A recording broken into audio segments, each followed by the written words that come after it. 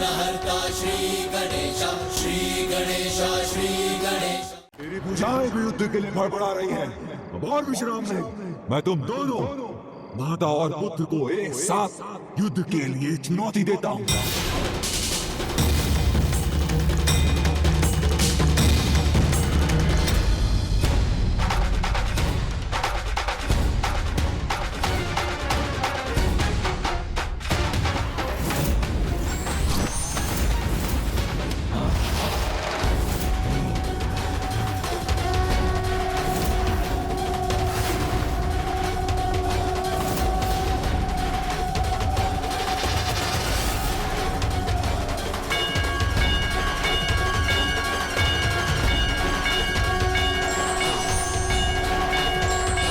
आज से संसार माँ और पुत्र के एक नए रूप से परिचित होगा, उनके कलोचंडी विनायकों रूप से।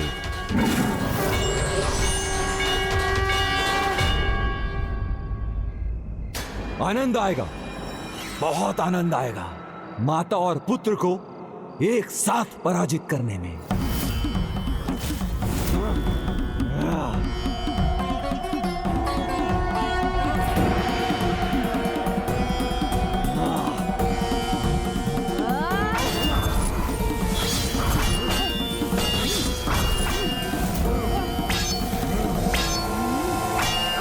तुम्हारा कोई प्रहार सफल नहीं होगा।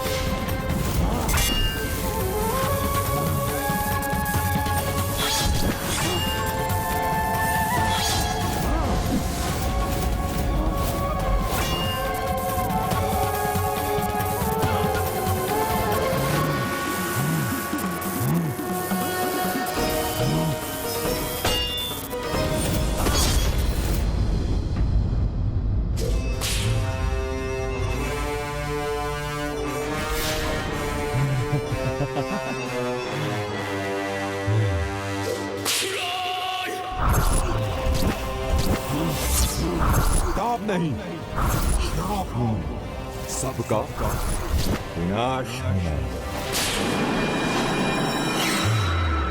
माता रुकिए, मुझे आक्रमण करने दीजिए।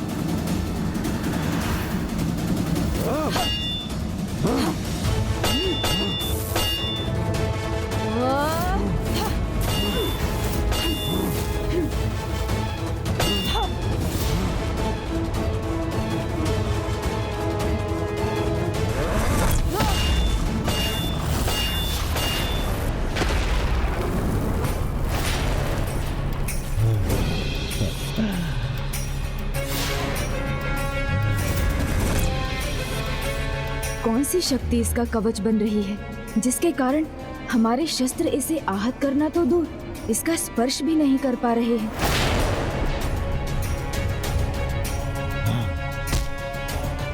देखा, तुमसे सुरक्षित रहने के लिए मुझे अस्त्र शस्त्र की आवश्यकता नहीं। निशस्त्र खड़ा हूं मैं। हाँ, मुझ पर वार करो, मैं भी तो देखूं क्या तुम दोनों मुझे लेश मात्र भी पीड़ा पहुंचा सकते हो या नहीं।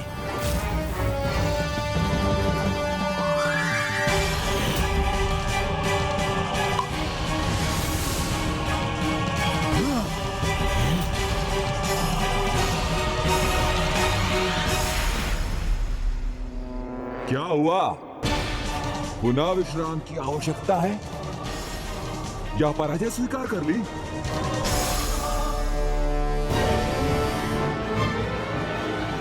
माता, पीड़ा से स्मरण हुआ, जब मूषक जी के श्वेत की एक बूंद इसके तन पर गिरी थी तो इसकी त्वचा भस्म हो उठी थी। इसलिए जो इसने सृष्टि से छीना है वही जल इसे दुर्बल बनाता है।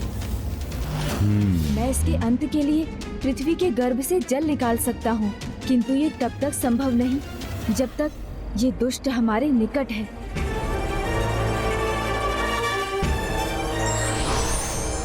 क्यों विचार करने में समय व्यर्थ कर रहे हो? मुझे पराजित करने का कोई उपाय नहीं। कहीं तुम्हारे विचार करते करते ये धरती अकाल से कंकाल में ना बदल जाए। ताप नहीं, श्राप हूं मैं। सबका विनाश हूं मैं, विनाश हूं मैं।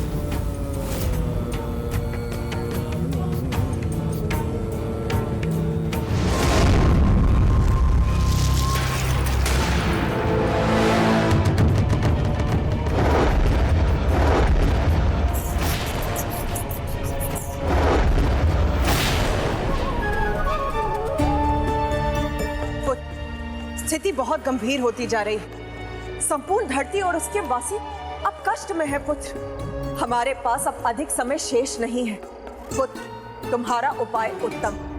तुम अपना कार्य करो पुत्र, मैं तब तक इसे तुमसे दूर रखती हूँ।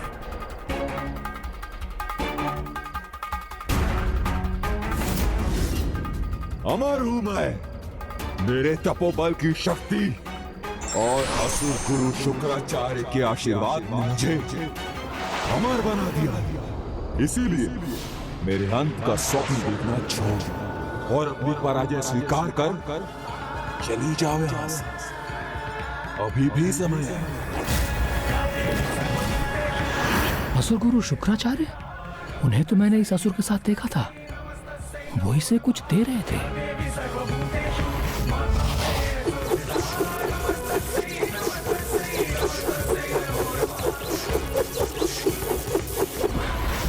मुझे किसी प्रकार ये बात गजानन तक पहुंचानी होगी।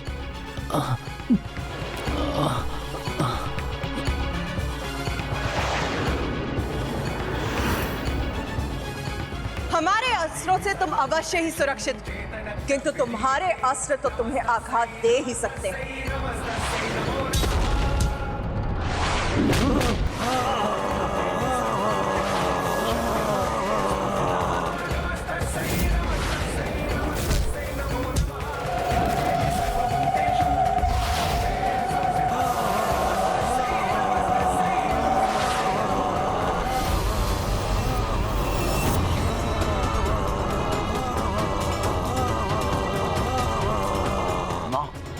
ये तो गजासुर द्वितीय की चित्कार थी।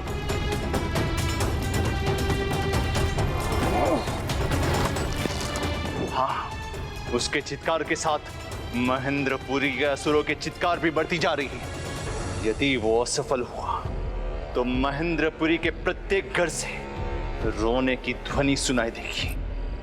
किंतु तुम्हारी माँ मायासुरा से उसे असफल नहीं होने देगी।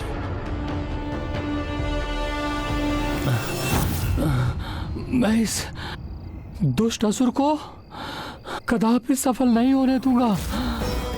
सफल तो माता और माता पार्वती नंदन ही होंगे, किंतु मुझे उन तक पहुंचना होगा।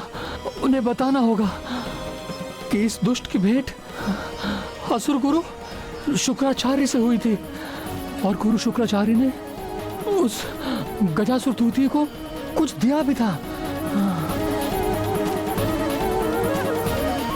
माँ और गणेश इस संकट को टालने का जो भी उपाय कर रहे हैं, उसमें उन्हें शीघ्रता करनी होगी।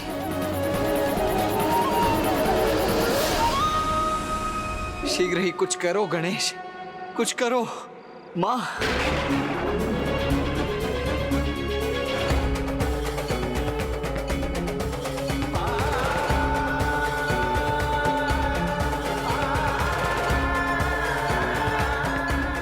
माता, मैं शीघ्र अतिशीघ्र जल निकालने का उपाय करता हूँ।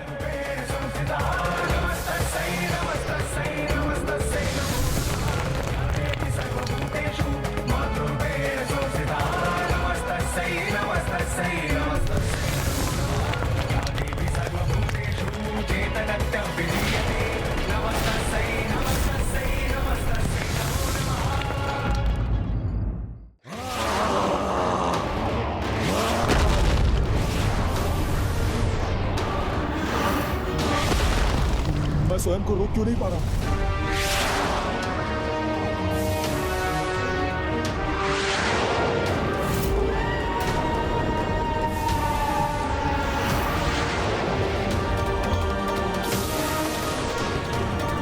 और ये कैसी परछाई मेरा पीछा कर रही है?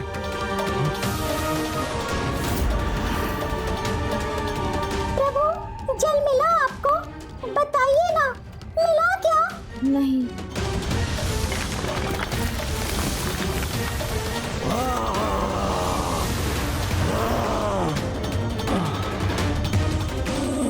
कठिनाई कितनी भी हो, किंतु मुझे गणेश जी तक पहुंचना ही होगा।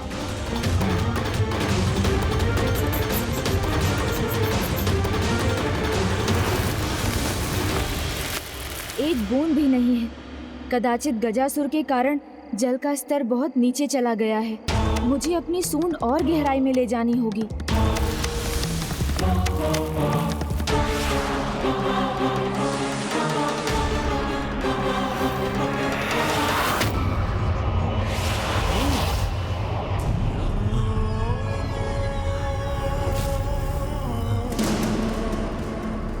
अपना संतुलन लौटाने में सफल हुआ मैं।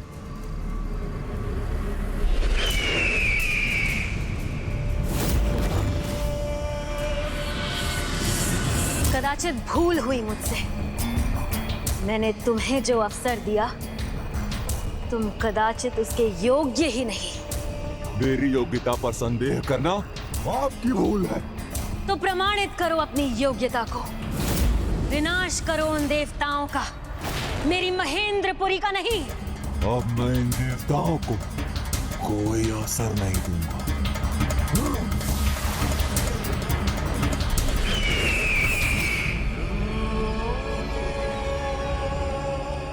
क्या हुआ मां? कैसी दशा है उसकी? कुशल है, और इस कुशलता का आभास मुझे तब होगा जब वो इस कार्य को संपन्न करेगा जिसके लिए हमने उसे बुलाया था। माता! ऋषि पुलस्त,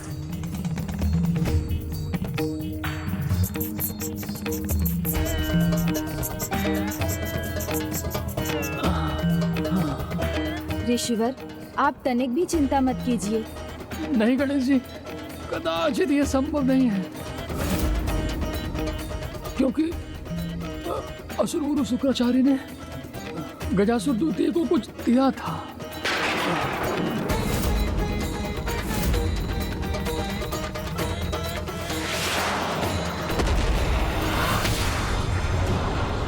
सावधान देवी, सावधान!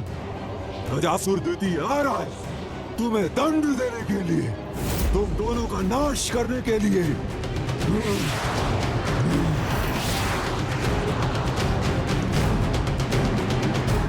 माता, ऋषिवर का अनुमान उचित है। असुर गुरु शुक्राचार्य ने उस दुष्ट को कुछ ऐसा अवश्य दिया है जिससे उसकी शक्तियों में वृद्धि हो जाती है। तभी तो यहाँ से दूर होने पर भी उसका प्रभाव कम नहीं हुआ। तब तो हमें उसकी सुरक्षा के उस आधार को भी ढूंढना होगा। इस सृष्टि में जो कुछ भी हो रहा है वो मुझसे छुपा हुआ नहीं है, क्योंकि ये सृष्टि और कोई नहीं, स्वयं मैं ही सृष्टि हूँ।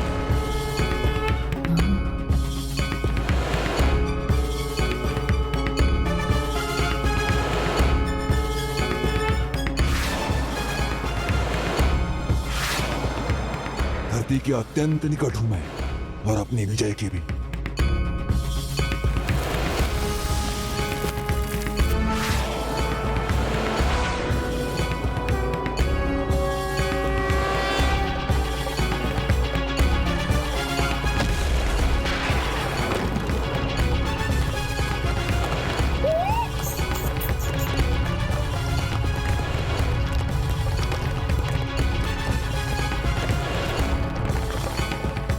कैसा विध्वंस था जिसने महेंद्रपुरी को भी कंपित कर दिया।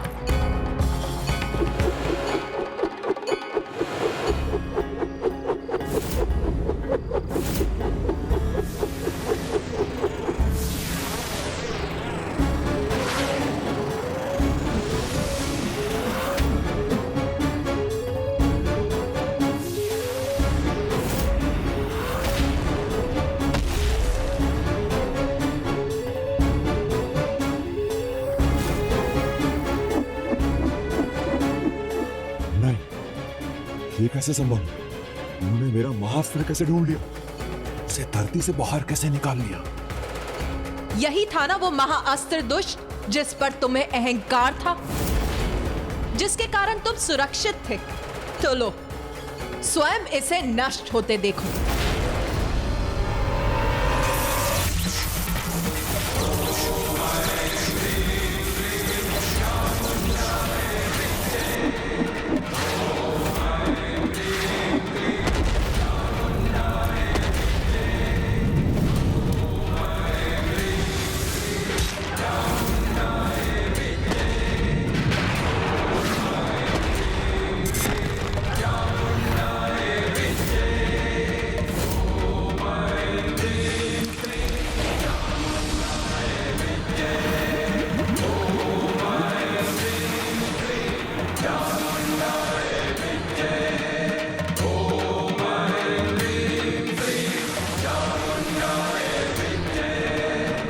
महाअस्त्र की ये विशेषता है, इसको क्रियान्वित करने के बाद इसे तभी रोका जा सकता है जब कोई इसे नष्ट कर दे।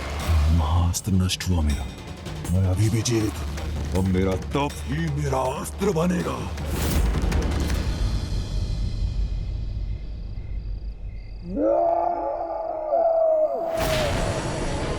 तुमने मेरा अस्त्र खंडित किया, इसका दंड तुम्हें अवश्य मिलेगा देवी।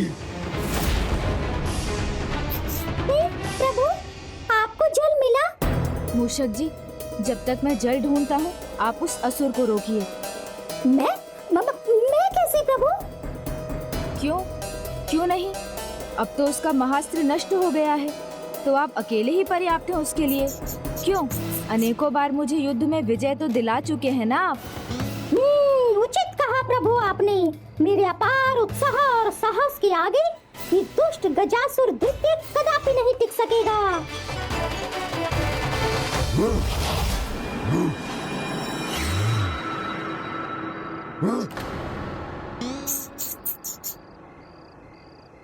तो मूषक, हट जाओ मेरे सामने से। तू तो क्या, ना तेरी देवी ना तेरा वो स्वामी मुझे रोक पाएगा। जिस प्रकार उन्होंने मेरा अस्त्र नष्ट किया है, मैं उनकी सृष्टि नष्ट कर दूंगा। पहले मेरा सामना तो कर लो। मैं किसी तुच्छ कीट का सामना नहीं करता, इसे मसल के रख देता। ताप नहीं, श्राप हूं मैं। ताप हो या श्राप, मूषक से जो टकराता है चूर चूर हो जाता है। उतंड मूषक, अब अपने अंत के लिए तैयार हो जाओ।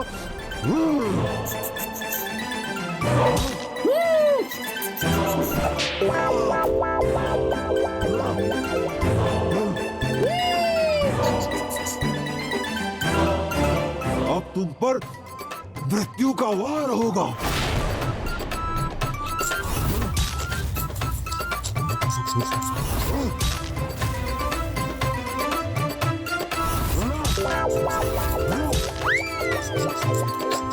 वो दंड मूषक तुम्हें ज्ञात नहीं, ताप नहीं, श्राप हूं मैं, सबका सर्वनाश हूं मैं। दैत्य जी, आपका भी बाप हूं मैं।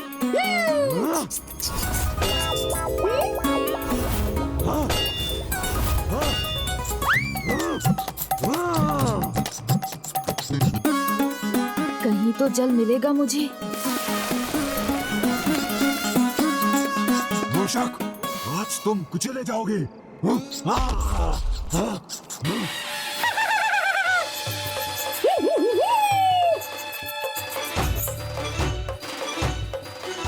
ऐसे घूमो मत मूषक, साहस है तो स्थिर रहकर दिखाओ। लो, रुक गया मैं, स्थिर हो गया।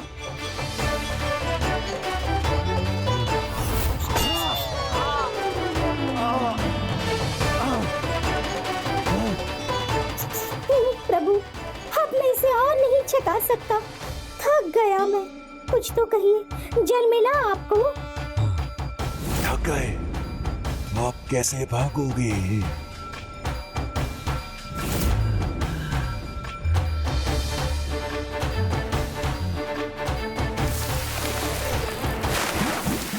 मिल गया। जल मिल गया।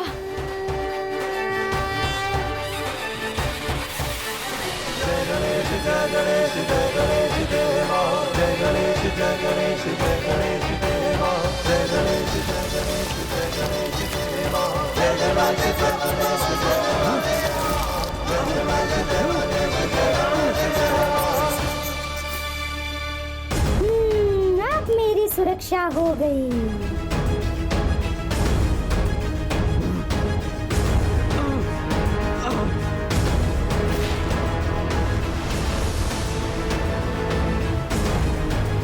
असंभव, जल कहां से मिल गया इन्हें?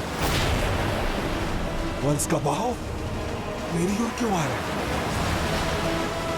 इन्हें ये रहस्य कैसे ज्ञात हुआ कि जल से आहत हो सकता हूं मैं?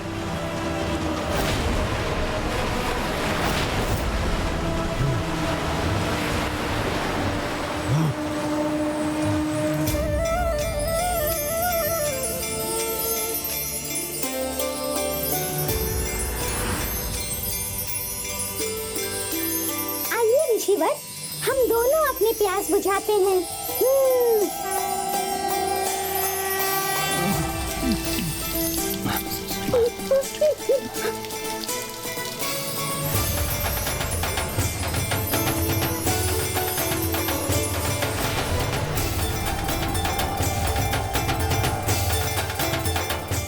ये क्या? हमें अकाल से मुक्ति मिल गई।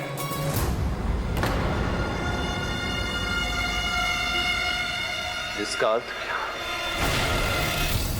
हाँ पुत्र, इसका अर्थ है कि गजासुर द्वितीय पराजित हो गया।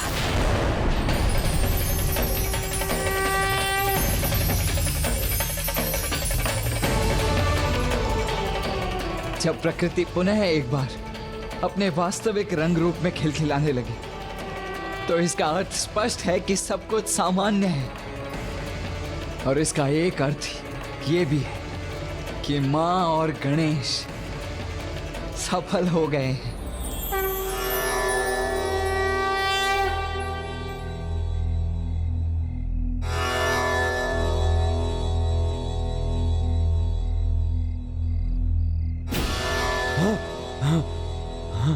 भूल होना प्रकृति है, मान लेना संस्कृति है, और उसे सुधार लेना प्रगति है। और तुम्हारी प्रगति माँ की शरण में ही जाकर होगी। यदि तुम्हें ये स्वीकार नहीं, तो तुम्हारे तप की शक्ति भी तुम्हें जीवित नहीं रख सकेगी। क्यों? क्यों नहीं? इतना कठोर तप किया है मैंने, तो उसकी शक्ति मेरी रक्षा क्यों नहीं करेगी? मेरे तप और ऋषि के तप में भला क्या भेद है, जो आप इसकी पुकार सुनकर मेरा वध करने चली आई?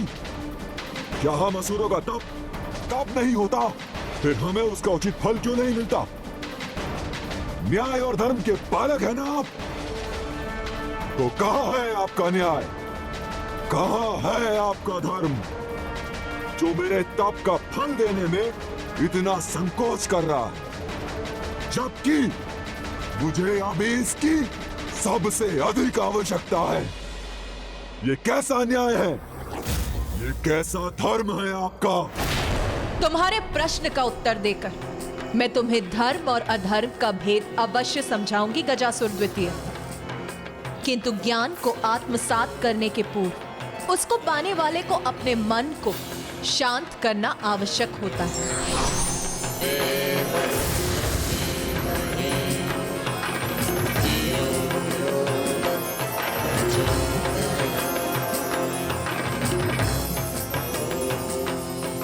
अपने चित्त को शांत और स्थिर कर अपना आसन ग्रहण करो। किंतु मैं कहाँ हूं? और ये सब क्या हो रहा है? तुम्हें तुम्हारे तप के फल स्वरूप वो ज्ञान प्राप्त हो रहा है जिसे तुम पाना चाहते थे। ज्ञान चाहिए मुझे? नहीं, नहीं, मुझे कुछ समझ नहीं आ रहा है। समझ आएगा जब तुम्हारे ज्ञान की भूख मिटेगी, किंतु उसके पूर्व अपने पेट की भूख मिटाओ। आओ भोजन करो।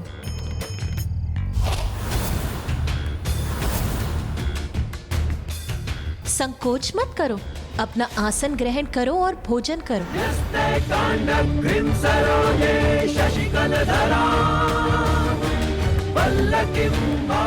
संकोच तो आप कर रही हैं भोजन देने, ये तो रिक्त है। तुम्हारे तप और कर्मों से अर्जित भोजन तो तुम्हारी पोटलियों में है, उसे निकालो और खा लो।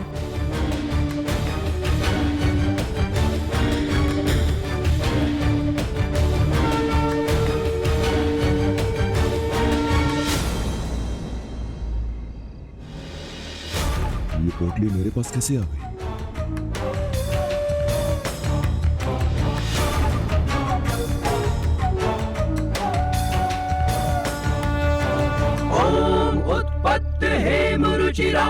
रविचंद्र वहिन।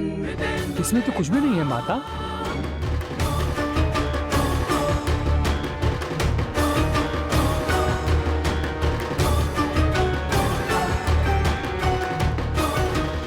मेरी पोटली में 3 पूरियां हैं। मुझे सर्वाधिक मिली है 5।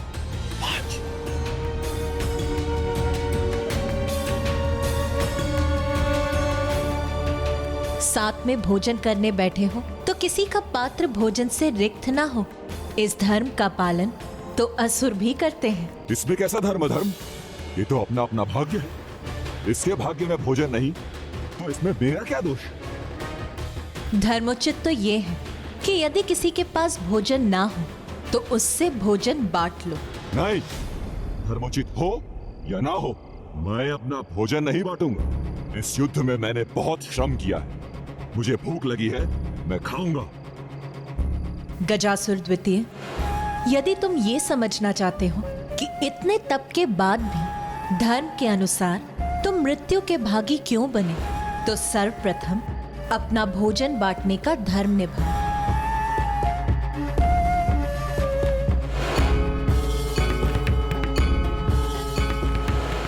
मन तो नहीं कर रहा, किंतु समझना भी चाहता हूं। उचित है, बांट लेता हूं अपना भोजन, किंतु 8 पूरियों को 3 भाग में कैसे बांटेंगे?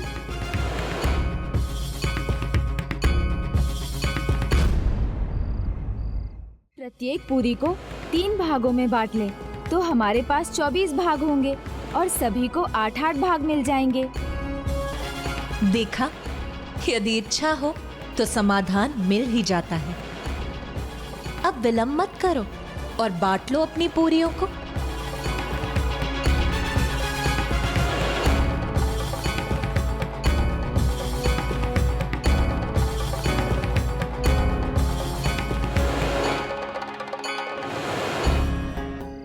अब आप तीनों 8-8 भाग लेकर भोजन करो।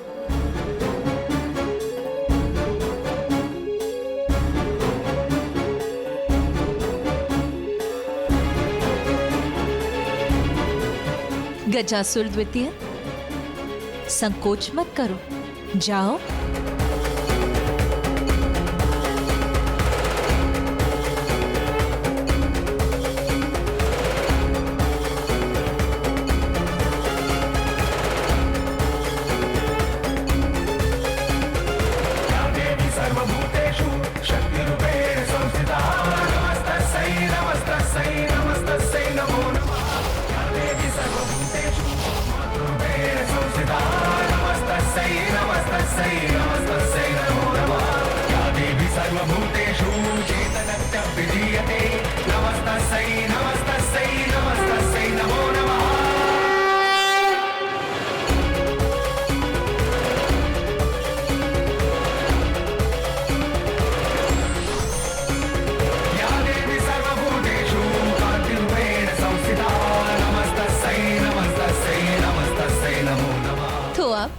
जब तुम्हारा पेट भरा है, तुम निश्चिंत हो, तो तुम ये समझ सकोगे कि धर्म किस प्रकार न्याय करता है।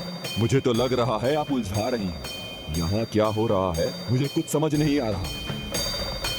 ऋषि पुलस्त्य, इन दोनों ने आपके साथ अपना भोजन बांटा, तो क्या आप इन्हें कुछ नहीं देंगे? किंतु मैं क्या दूं माता, मेरी पोटली तो बिल्कुल रिक्त है। या देवी सर्वभूतेषु बुद्धिरूपेण संस्थिता। ये देखिए।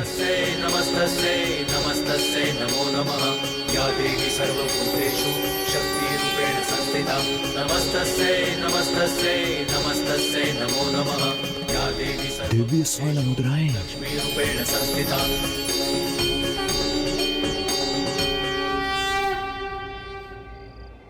ये लीजिए, आप दोनों आपस में समान रूप से बांट लीजिए। नहीं, समान क्यों? मैंने अधिक पूरियां दी हैं, तो इन स्वर्ण मुद्राओं में मेरा भाग भी अधिक ही होगा। यही धर्म है, जितनी पूरी उतनी मुद्राएं। संख्या से अधिक भाव महत्वपूर्ण है। मैंने भी आपके समान अपना भोजन बांटा है गजासुर द्वितीय जी। तो इन स्वर्ण मुद्राओं का बंटवारा ऐसा होना चाहिए कि हम दोनों को समान भाग मिले। 4 मुद्राएं आपकी और 4 मेरी हो। ओहो, तो एक और छलावा तुम देवताओं का। अधिक पूरियां मैंने दी थी, तो अधिक स्वर्ण मुद्राएं मेरी हुई। यही धर्म है। चलिए, ना मेरी रही ना आपकी। इस विवाद का निर्णय माता पर छोड़ देते हैं। अब आप ही बताइए माता, किसको कितना भाग मिलना चाहिए? गजासुर द्वितीय को 7 और गणेश को मात्र 1 स्वर्ण मुद्रा मिलनी चाहिए।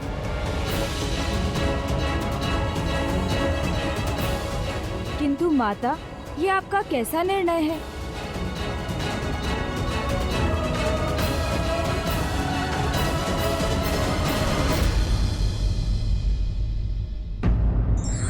जगत के कल्याणार्थ अपने सीमित साधनों में से भी जो व्यक्ति दान देता है, वही सच्चे अर्थों में जगत से कुछ प्राप्त करने का अधिकारी होता है।